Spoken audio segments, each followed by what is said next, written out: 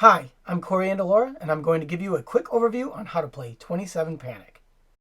The Crommelin Comet reaches its closest distance to Earth every 27 years.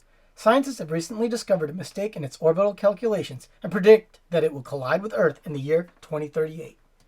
Four brave scientists will simultaneously time travel between the last 4 years of periapsis, 1930, 1957, 1984, and 2011, to attempt to destroy the deadly comet.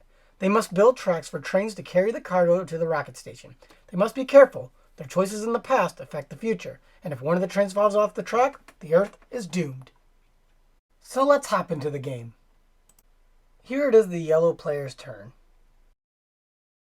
On your turn, you first draw a build card.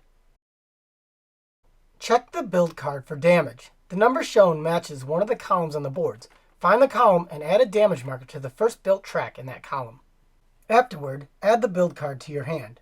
Next, the player may travel through time. Move your scientist to any other board, but to the same relative space as the year you came from. Next, you may move orthogonally within your year. How far you move depends on the year you're in. Only one space for years 1930 and 1957, or two spaces in 1984 and 2011. Next, you may trade cards with one other player in the same year as you. You may trade as many cards as you like, as long as neither of you go over the hand limit. Lastly, you can either build, repair, or recycle on the spot you're in. To build, you must have a set of matching build cards appropriate for the year you're in. 3 for 1930, 2 for 1957 and 1984, and only 1 for 2011.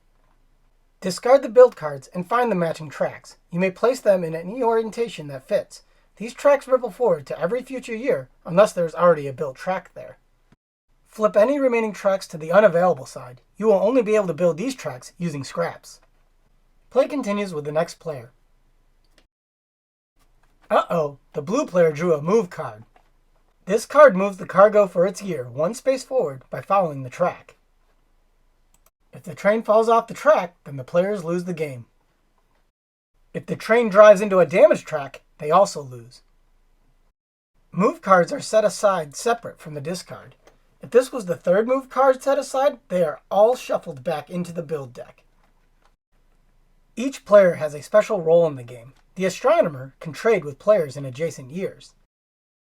The physicist can move double the amount allowed in the year.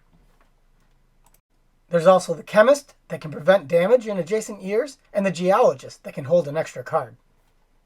If the players can manage to build a clear path to the rocket station in all 4 years before a train runs out of track, then they will save the world and win the game.